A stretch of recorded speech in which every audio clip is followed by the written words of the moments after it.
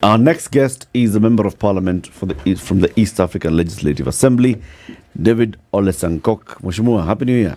Happy New Year. We have not met in this year. Bwana, we have not. Bwana. Hey, bwana, we haven't met since you went to Arusha. When I was deported to Arusha. And I'm shocked. I thought we exported your expertise to the regional assembly. I thought you guys are normally very idle.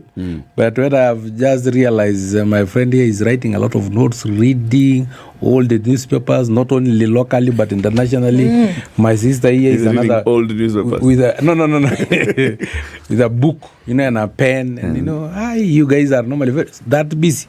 Yes. Bwana. Yes. Unajua mtu ataweza fikiri mnaongea tu. Lakini kitabu read imejana ni kitabu ya A4. Almost 200 pages bwana. From morning. Kweli kabisa. That's a job we do. Yes. We listen to you and take notes. Exactly. So the next time you come here we'll say, Mheshimiwa, ile time ulikuwa ulisema aje? Ulifaa. Okay. Okay. How's it been? It have been cool. It have been good. At least I miss the Kenya politics. Now I have to behave like a diplomat. I have to measure my words. In Kenya we're just for, you can even fight in bunge. I can use my crutches as weapons of mass destruction. Lakini huko sasa, diplomacy, measured words, The constitution of Kenya is not like the constitution of Uganda. I have to balance. I have to read widely, I have to bring all these katibas together in concurrence. Like, for instance, I can give you an example. In Kenya, a president go for a 2-term or 5 years each, so it have a term limit. But that does not apply to maybe Uganda. If I talk of term limits, then I may cause some frictions, diplomatic frictions, with countries that don't have term limits. Yes. Hey, welcome. Siti. Thank you. Yes, please. Please welcome the Mheshimiwa with the day's proverb. This week our proverbs are? From the Republic of Seychelles. Okay. Yes, the island country off the East African coast. Okay. Is it really East African? Okay. A dog that lives by the river never tires of lapping the water.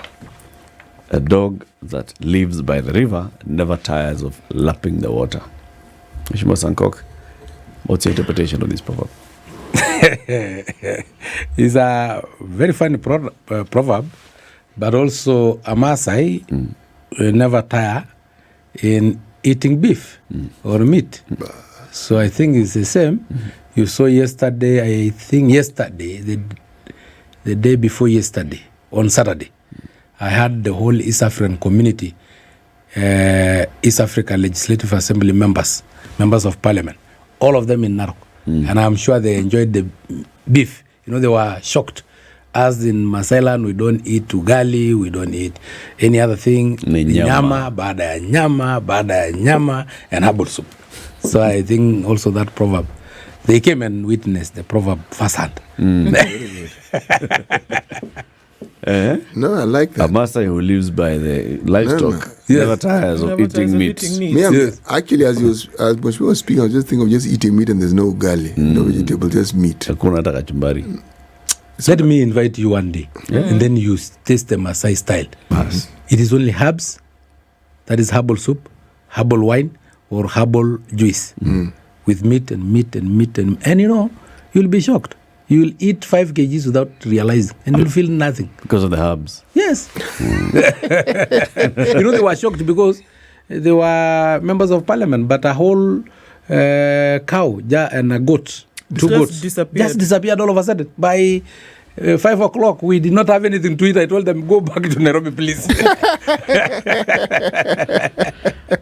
So, how's it been for you serving in the East African Legislative Assembly? Okay, my friend, Kenya sometimes are not aware, especially of the opportunities that are available. I want to tell Kenyans that East African community is like a government like any other, with 3 arms of government. East African Legislative Assembly is the legislative arm. The East African Court of Justice is the judiciary arm. The heads of state summit, together with the Council of Ministers and the Secretary General, is the executive arm. So we have those arms. And East African community is an economic bloc like no other in the world, because we have 1.4 billion acres of land. 1.4 billion of acres of land without a desert, arable land, either for livestock rearing. Tuko na Chalbi hapa bwana. In Kenya, we have Chalbi Desert. No, that is not a desert, my friend. That one got to survive there. Yeah. You know, when you talk about Sahara Desert, when you talk about, you are talking about semi-arid areas and arid areas. I'm talking about 1.4 billion acres, arable land. Land that you can use for agriculture or livestock rearing. Apart from probably 0.001%, the land that is on top of Mount Kenya, Mount Kilimanjaro, and the water bodies. And then in East Africa, we have 350 million people. That is a market for all our products, for our leather products, for our timber products, and so on. We have 5,500 kilometers of coastline. You know, it is an economic bloc like no other. Actually, it's not 5,000, 6,500 kilometers of coastline. It is is an economic bloc like no other. We are the only economic bloc that touches on two major oceans: the Atlantic Ocean through DRC and the Indian Ocean through Kenya, Somalia, and Tanzania. We are the only economic bloc that also have the Gulf of Eden. So literally, as an economic bloc, we can do business with the Far East, India, China, Japan, name all of them, through Indian Ocean. We can do business with the Middle East and Europe through the Red Sea and the Gulf of Eden. We can do business to the West, that is America, South America, Canada, through Atlantic Ocean, DRC. We are also the only economic bloc with two large water towers in Africa. Congo Belt is the largest water tower in Africa. The second largest is Mao Forest. All of them are in East African community. If we can take advantage of this bigger market, if we can take advantage of this economic bloc that can transport goods throughout the world, then Kenya can be in a better place. It is the only economic bloc where you find slaughtering more than 11 million cattle. Those are cows only, heads of cattle, without mentioning the goats and sheep. And that's why I had a bill of banning importation of leather products. Because we can easily produce, if we talk about shoes alone, we can produce more than 400 million pairs of shoes. Enough for our market, because we import 91 million pairs of shoes annually into the East African community. 11 million cattle slaughtered in how long? Annually. Every year? Yes.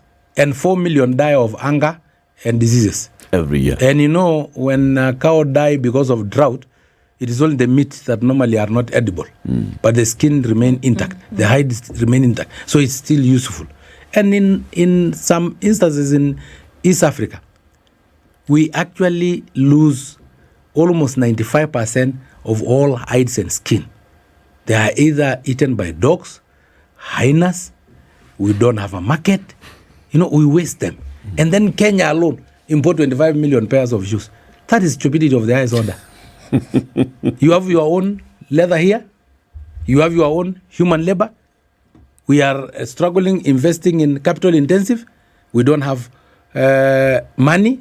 So if you invest in capital intensive, what will happen? You have to borrow money. That is why we have a lot of loans. But if you invest on labor intensive, like the leather industry and timber industry, then you don't have to borrow loans, because this is labor intensive. It only require human beings. So why don't these things happen? From what you've been able to see so far, it is clear that, these are areas of potential that individual countries as sovereign states, but also coming together as a community, can benefit from. Because essentially everybody's problem at some point, where they want to look at how you will fund a budget, is money. right? In order to get 1, 2, 3 done, every time we're told resources. So now here we see potential projects, potential resource drawing activity, and we've just been looking at them. We just keep every time look at them. Oh, there's a potential. There's potential. We have never. Why are these things not activated? We have never acted on them, but we were having our second meeting of the second session in Kigali last December. And last December, the whole of East African community, all the member states, none of them opposed my bill, and they all passed that bill of trying to invest in labor intensive, starting with leather so that you can go to timber. And if I may just explain, when you talk about capital intensive investment, like even oil exploration, you really need a lot of money. Like these so many highways, you need money. And you end up, because you are captured by the West, to believe that you can only start by capital intensive investment. Then you end up borrowing money from the World Bank, that is their own money. And then, like Kenya borrowed 10 billion US dollars in 2013. That time, at the exchange rate of 80 shillings per dollar, was actually 800 billion. But even without interest, because the exchange rate now is 140, it is 1.4 trillion. You can imagine that increase because of just that fluctuation of dollar of the loans that we have been borrowing before even interest. We borrow loans at 10%, while other countries borrow at 1% because they say low risk. So when I brought this bill, all the member states actually supported it. And we can realize it within 2 years, because every country now have to go and ratify it and demonstrate it. So in the leather industry, in places like Australia and Netherlands, the hide of the cow is more expensive than the beef in the cow. But here, we are selling our cows at 70,000, and the hide and skin is either eaten by dogs or hyenas, or you sell it at 100 shillings. A whole hide. But that we haven't been doing that for lack of legislation. It's not because we didn't have Sankok's bill. No, it is because we didn't have. Because why aren't we doing it? Why aren't we taking better care of our hides and skins? It is because we don't have the bills. We don't have the act. In markets like this, what you just do, ban importation. Of course, you will not go without leather shoes. You still need a belt. You still need a wallet.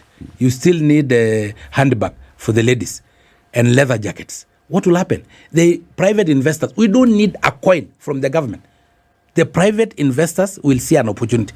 Here is the raw material. Of course, we know Africans are not very good in producing cars, producing phones, but they are very good in producing children. So they have high supply of human capital. So the human capital is here. 350 million strong. Imagine. Yes, and 60% of them are youth, So since we are very good in producing children rather than cars and other things, now this human capital can be used, because in labor-intensive investment, you only need human capital, you need the raw materials, and you need where to work in. So the government, we don't need money from the government. For a leather industry, my brother, even as little as 5 million, you can start your own leather industry. So why hasn't this started?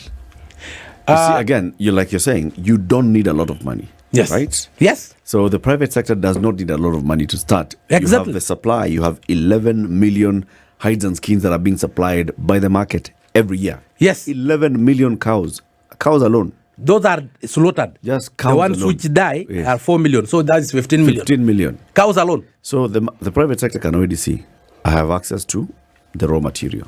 I have access to cheap and creative labor.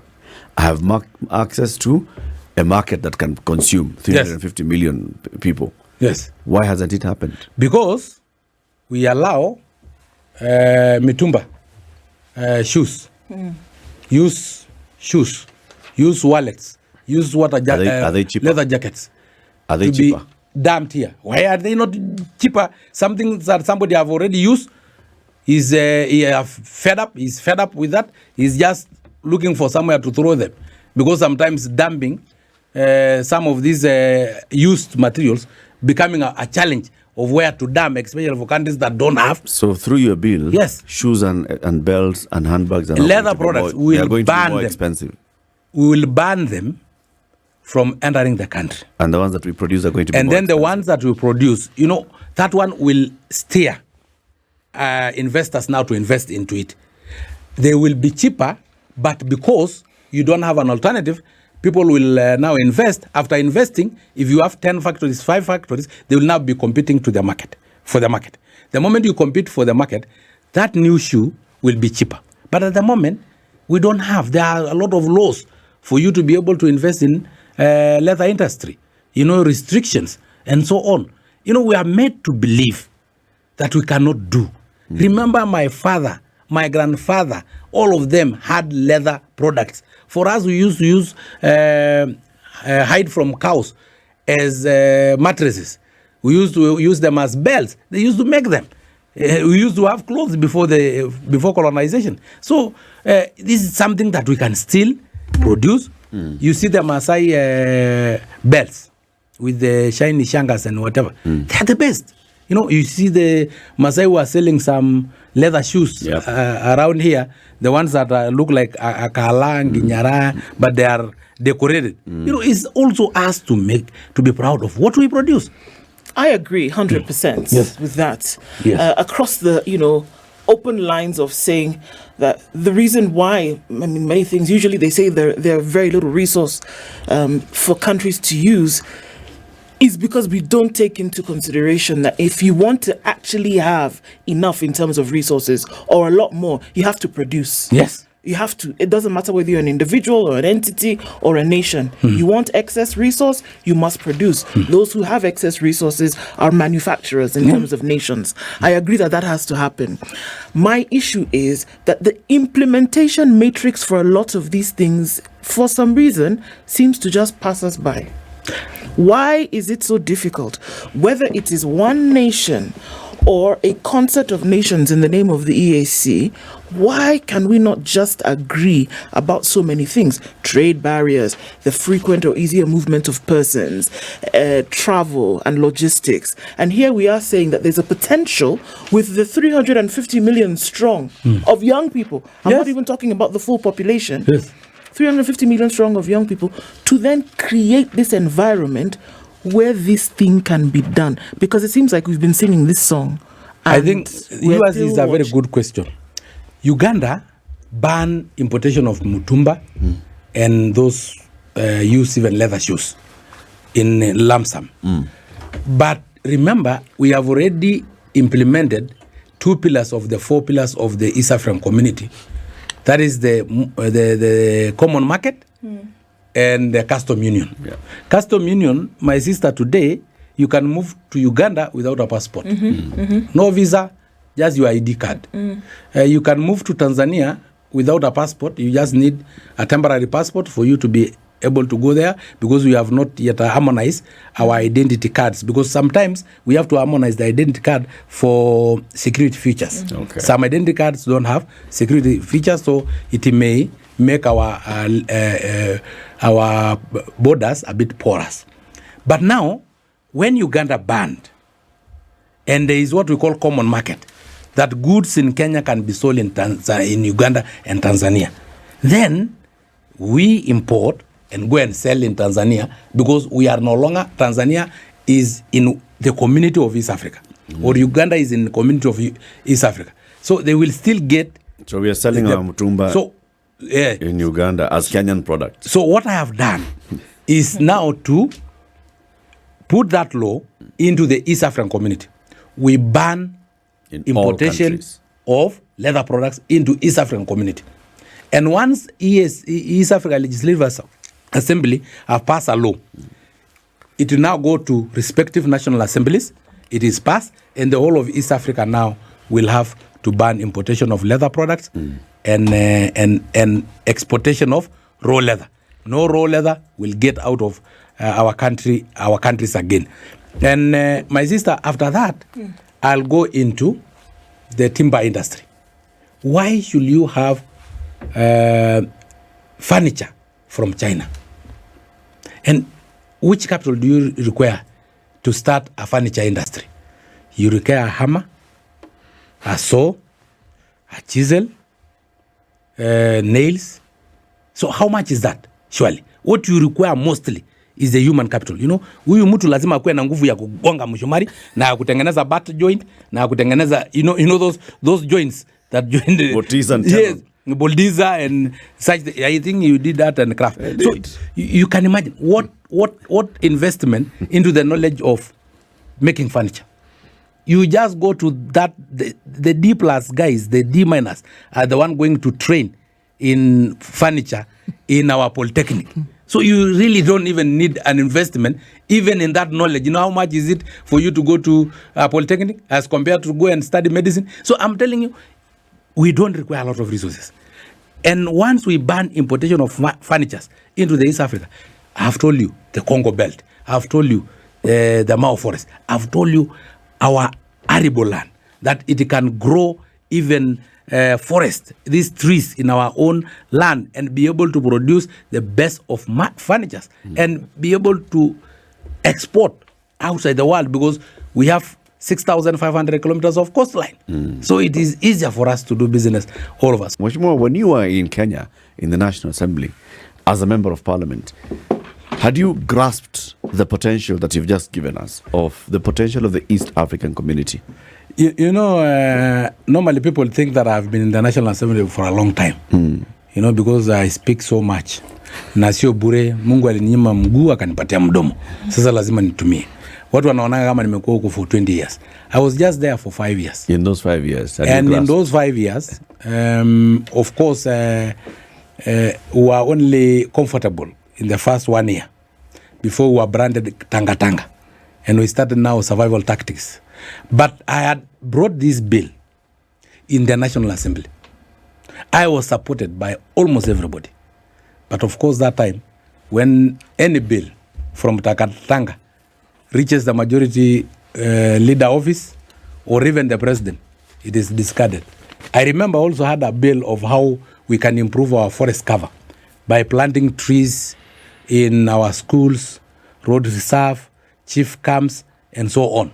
But that bill, which was seconded by the late, there was another member of parliament from Anap Koi, Cheptumo. No, not Cheptumo. It's another guy, sorry. Then he actually seconded it. It went all the way. But reaching the president's desk, it was a Takatanga bill. It was never signed into law. So we had all these ideas. But I was just comfortable as a member of parliament from the ruling party for only 1 year. But did you see the way you've given us just the grasp of the potential that the East African community brings to the table, looking from the population to the land size to the access to the international market, external markets, to access to internal markets, to its land, human potential, all these things that you've said, even just looking at our coastline and all, when you were here in my friend, did you? I wish you actually follow. You can Google of my bill when I was supporting my same bill of leather. I said Kenya slaughters 2.5 million cows alone, without the others. Yes, and 1 million die of drought and diseases. That is 3.5 million. We have a potential of producing almost 100 million pairs of shoes from cows only. And we import 25 million pairs of shoes annually into Kenya. Yet I can tell you, my brother, you know all the army and all the police officers put on leather shoes and we import that leather. Yet we have our own leather here. I had put up a spirited support of my bill and an argument that all school-going kids, that time there were actually 9 million. Today there are 10 million, either primary or secondary school kids. And they require leather shoes annually. 10 million. So that is already a market that is there. It is, you know, every leather from a cow can produce around 20 to 25 pairs of shoes. The cheapest pair of shoes is around 2,000. The expensive one are 50,000. So you put an average of 5,000. Each cow is capable of giving us more than 100,000 Kenya shillings. Shoes alone. Yeah, shoes alone. Yet we sell that cow at 50,000. That is why I'm telling you, in Australia, in Netherlands, the price of the leather is more expensive than the price of the meat in that particular cow.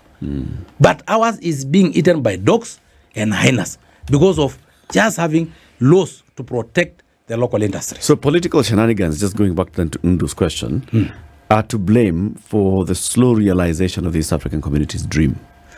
Because all these things that you talked about, the potential that we have, the reason why we are not jumping at all these opportunities is because of politics. I think my brother here will support me. That actually we have implemented the East African community to a certain level, a level that is very comfortable for all of us, a level that we have discarded the colonial boundaries. But that is why I came here. Kenyans are not realizing the potential, and Kenyans have not really followed up. And that is why when we have sittings in Arusha, the whole media give us blackout in Kenya. But if you go to Rwanda, they announce what the Parliament of Rwanda is doing. They also say, and the Parliament of the regional parliament is also doing this. That is the same in Uganda. But here in Kenya, it is all about local politics. Who is fighting which? This is Tanga, this is Azimio, things that are not beneficial to the citizen. We have 4 pillars that form the East African community. One of them I have told you, it is custom union. And we have implemented that one. You can now move freely and go and work in Rwanda, in Burundi, in DRC. But are Kenyans taking that opportunity? That is a custom union. That is why today we have the East African passport. It's not Uganda passport, it's not Rwanda passport, it is the East African passport. Only indicated, issued in Kenya, issued in Rwanda, but it is the East African passport. Meaning we can freely move. We have also implemented fully the pillar of the common market. The common market means non-tariff barriers, meaning you can easily now clear your goods in Busia, in Namanga, in Katuna, within 3 hours. And your goods have moved and you have gone and sell them wherever you want. The only place that we have not implemented is the third and final pillar. The monetary union? The monetary union and political confederation. And the political confederation, because we wanted a political federation. But when we went there, we realized one of the interests of us becoming one country is having a stronger government called a federal government, because every country now means they will lose their sovereignty. We went and started amending the treaty, which we have already done, so that we have a political confederation, so that countries, countries can feel comfortable that they will retain their sovereignty, but being in one country like the European Union. Every country have their own leaders, their own government, but then they are one, so that we can realize the monetary union of having a single currency. When you have a political federation, that is a federal government, it means everything. You cede all your sovereignty to the one. Just like in Kenya, what do you have? A federal government. We have the president. The governors are literally chairman of county councils, baptized in another name. But what we have done is that we want a political confederation. In a political confederation, we can even call the head of East African Community as the chancellor of East African Community, so that Kenya remain with your president, Uganda remain with their president, Tanzania remain with their president, and they feel that once we see the benefit of being in one country, then we can now go to a political federation. So, my friend, we have really done a lot. Only that you give us blackout. You don't really tell Kenyans what we are doing. You don't tell Kenyans the opportunities are available. And the rest of the countries will take the opportunities. Most of the members of parliament. Are the other countries aware? When you say that Kenyans are not aware, they're not taking advantage. Yes. Are Rwandese aware? Are the Congolese aware? Are they Burundians aware? Are Tanzanians aware? Let me ask you. How many Rwandans are living in Kenya? How many South Sudanese are living in Kenya? How many of other countries have migrated into this country? local, in Kenya, the only people who are aware are the big corporate. They dig out for information. They don't necessarily depend on you. They read even international medias. They call Raila Sankok and ask them a few, I'm the global geopolitician nowadays. So they interact with me and call me what is available here. For your information, the East African Legislative Assembly headquarters, KCB, have been given a room inside that headquarters. Kenya Commercial Bank. I'm telling you, Equity is in DRC. Equity is in South Sudan. Equity is in Rwanda. Equity is in Uganda. These big corporates have known and have realized the potential. Safaricom is doing better in other countries more than in Kenya. And all these are Kenyan companies. KQ fly to Burundi, 42 aeroplanes every week. But Burundian Airlines to Kenya, 0. We fly to DRC. I think it was around 52 weekly. I don't have the real figures. We fly to Tanzania, almost twice the number they fly to Kenya, our own airline. So Kenyans are aware and Kenyans are taking advantage. No, the Kenyans, the elites, because the lower category, the ones on the bottom of the pyramid, economic pyramid, depend on you, and you have refused to tell them. I've told you the big corporates like Equity can call the global geopolitician and ask him a few questions, and even call me for an induction. So let me ask you, if you compare the Kenyans and the other nationalities, are they more aware? The other nationalities, Tanzanians, the common Wananchis are very aware. That is why even the Maasais with shukas from Zanzibar, from Tanzania, are selling their merchandise. Dawa. Yeah, and dawa, whatever you call it, I don't know. But they are selling in the streets of Dawa Nairobi. ya tumbo. Yes, they are selling in the streets of Nairobi. I've seen them in Rwanda. I've seen them in Uganda. So you can imagine, even in Kenya, we have our own Maasais with their own dawas, but they are not taking advantage of that. But we just say hallelujah because nowadays I'm loyal to East African community. I'm not loyal to Kenya alone. I'm loyal to East African community. So to me, that is an advantage to me. But I'm telling you, you are not telling the common Mwananchi. You are not selling this product to the common Mwananchi so that they can realize the potential of a whole economic block with 1.4 billion acres of land. I expected the farmers from central Kenya not to pile up and creating central Kenya as the world's largest slum, but also offloading them to DRC so that they can farm there. There are arable land there. They can offload them to Tanzania with that large chunk of land. Because with the Kenyan, the East African passport, You can go anywhere. you can live anywhere. We will very soon do away with our national identity card. So with our passport, it is called East African passport, issued in Nairobi, issued in Nakuru, issued in Kigali, issued in Arusha. So, Mheshimiwa, there are those who have said that it is the politicians who came late into this process of understanding the East African community. They say East Africans who neighbor each other have been living and crossing borders and doing business as though the barriers did not exist for the longest time. yes.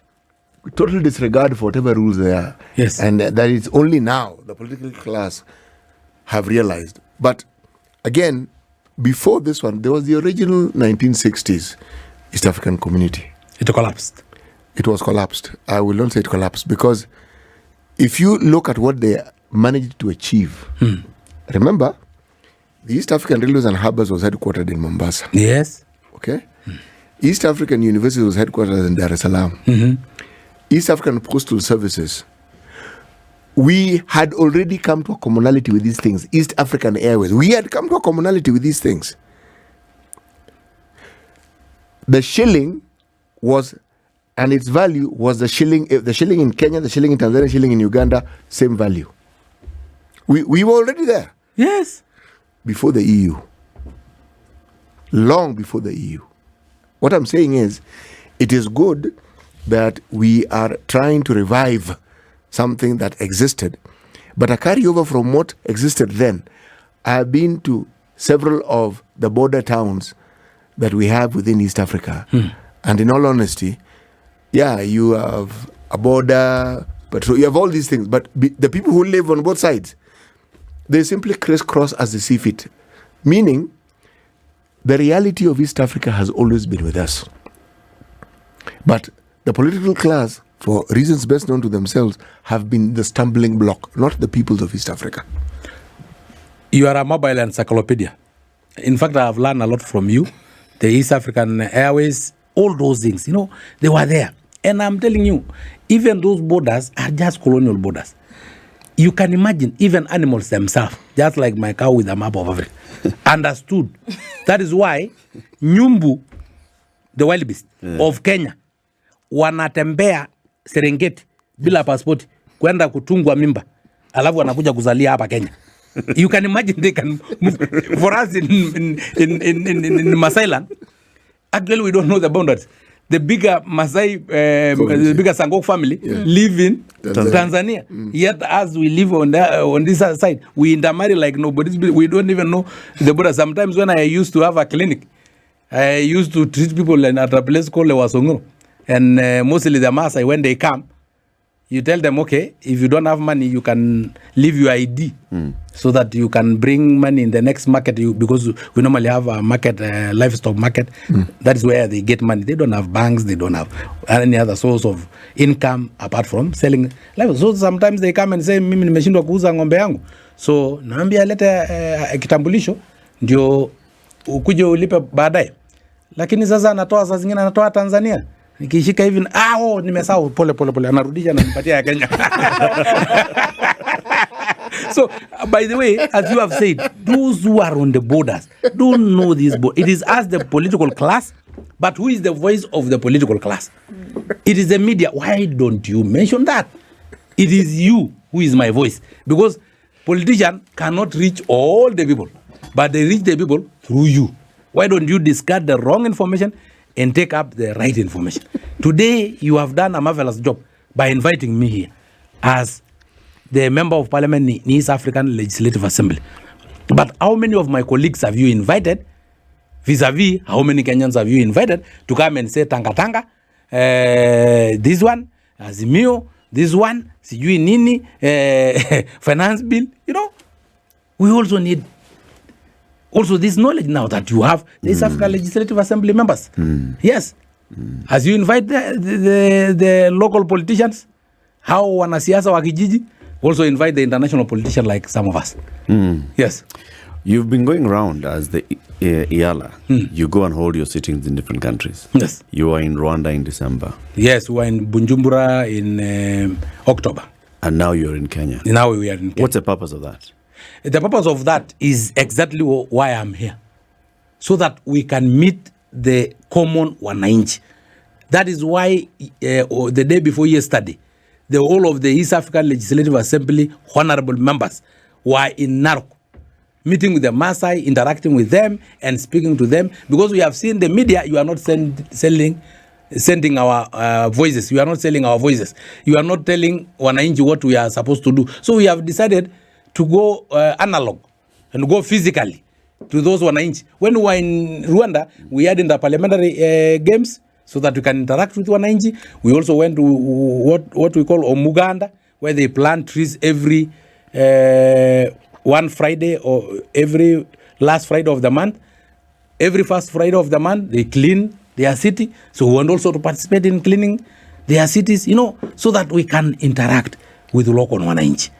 But if you can assist us, then we will sit comfortably in our headquarters. Why do you want you to sit comfortably? In Arusha. Do you see that? Do you agree to that challenge? I don't know. I think that also, when we think about it, I think it's one thing that we've complained about a lot. That it's very difficult for, if we can start from the government example, government doesn't share information. It's no different from a concert of governments, because that's essentially what the EAC is. It's a concert of governments coming together. But then in terms of sharing the information, There's nothing wrong with I saying... beg to differ with you. There's nothing wrong with saying this is what we've I done. beg to differ with you. That there's something wrong with saying this is what you've done? You see how many people are here. I don't know even how much you pay this. There are so many. And thank you for employing them. But all of them are collecting information. Ni watu wa mshene. Sasa hii mshene mbona msirokete pia East Africa. It is not me to bring for you. It is you to collect this information. You are collectors of information. No. There's something called evaluation. Yes. And it can be self-evaluation. Yes. It can be external evaluation.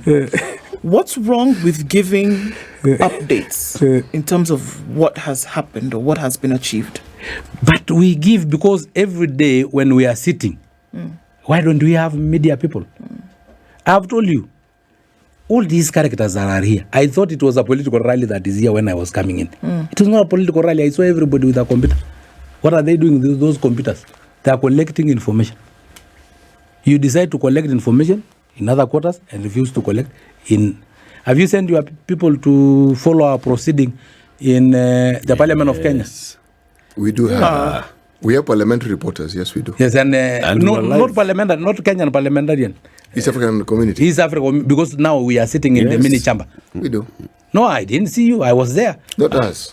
Buana. Not you individually, but I didn't see KTN. And I didn't see Spice. Anyway. It is a fair challenge. It's a challenge. Because we are sitting, we are even discussing the president's speech. Because you open our plenary. But Mheshimiwa, if you had told us, for instance, you're our friend, you've been here before. Yes. That you're taking the whole of East Africa to Narok. We would have come. But you did not tell us. No, you see. How did we know? How would we know? Had we gone, we would have known. I thought munalipwa kwa sababu ya kurokota mshene. Yani collecting of information. So I thought you guys will collect information from every... It is you paid. No, me, I'm not paid to report. Me, I'm paid to make law. You are paid to report and to collect those information so that you can report something. So wewe mshahara yako utagawa na mimi ndio nikuletea information ama utata kurokota. Nimekwambia hii kompyuta hii ni almost 1000 computers ziko hapa. Hata naangalia nikiwa hapa na watu wanarokota. Anyway, mrokote pia mshene kutoka Arusha. Please. That is the message. As I said, it is indeed a fair challenge. It is a fair challenge. Anyway, we met at home and we also agreed at this African community that we will support Raila Odinga for the chairmanship of African Union Commission. Why is that important? Why? This one is so important. One, the African Union Commission is like now the overall president of the United States of Africa when that is formed. Again, all the other regions have gotten their fair chance. We have gotten from the western region, the northern region, the southern region, the central region, but the East African region have not gotten a chance. Again, you know, people may think that Sankok is mad. He have been a critic of Raila Amolo Odinga. But you know, the background of Raila Amolo Odinga, apart from being the father of Kenyan democracy, he will be the bridge between our Pan-African forefathers and the younger generation. You know why? My friend, today, because of your age, you are able to remind me a lot of things that happened in East Africa. Of course, they did not know. I saw them being shocked because of limitation of age. Now, Raila, I've met with Kwame Nkrumah, I've met with Nelson Mandela, I met with Muammar Gaddafi, all the Pan-African forefathers, he have interacted with them. He have interacted with the middle age. He have interacted with the younger generation. During campaign, when we were saying hustlers, he also decided another scenario of trying to hype the younger generation to vote for him. So at the end of the day, if we need a bridge of the Pan-African forefathers' dream of uniting Africa into the United States of Africa, then we need somebody who understands the Pan-African forefathers, their dream, who have interacted with them, and the person who is still living to be able to interact with the younger generation. So the only bridge of the past, the present, and the future is Raila Odinga as it stands now. Okay. In fact, there is one colleague of mine, a member of East Africa Legislative Assembly, an MP from Uganda, called Dr. Shiranda Black. He's a youth of less than 35 years old. He also wanted to contest. But hearing that Raila will contest and sitting down with him and telling him the importance of having this bridge if all of us want to unite Africa, then he stepped down. You said this support for Raila Odinga as the AUC chair is very, very interesting. And all the things that have been said in the last couple of weeks are quite enlightening. Mm-hmm. You know, it seems as though there's been a sudden realization of his expertise, his talent, his knowledge, the history. But one must wonder, why has not this been realized before? Why was there not the realization? Come on, before that he could actually do something like this? He is not a spring chicken. He was not born yesterday. He didn't suddenly have these qualities last week or the week before. The qualities, he did not just get them 2 weeks ago. From what you're saying, he's had these qualities for a while. But now is when we hear everybody singing. Everyone, literally. Everybody. Not everybody. Sankok started a song about Raila Odinga as though he's somebody we've never met before. Where is this all coming from? I started a song even when Sifuna was confused. He was asking me, Raila is going to nowhere. And because even me, I was in Kijiji. Why am I in Kijiji? Let me ask you a question. Have ever Raila contested to be the AUC chairman? No. No. Is it his first stint at anything with the AU? No. Exactly. It is not his first stint. No, the first time he was in charge of infrastructure in Africa. And he That's my wasn't point, elected. exactly. And that is why He wasn't elected for it. and that is why But still. he got a straight sail. You know, I can be very good as a member of parliament, not necessarily as an MCA. I can be very good as a president, but not necessarily as a governor. So you don't ask William Ruto, why have you never been elected as the governor of Uasin-Gishu? Yes, you can ask. You can't ask him. You know, you can't say that your talent was not realized for you to become a chairman of a county council. Okay, so let me ask the question separately since Yes. you've chosen not to answer. No, I'm answering. Why has the support come for the same man in this manner now? Because the opportunity have come, the chairmanship position of African Union Commission is falling vacant. It have never fell vacant, and it is now that the time is that it have fall vacant. Again, it is the time when it is for the East African region. And looking around, the most experienced is not even William Ruto.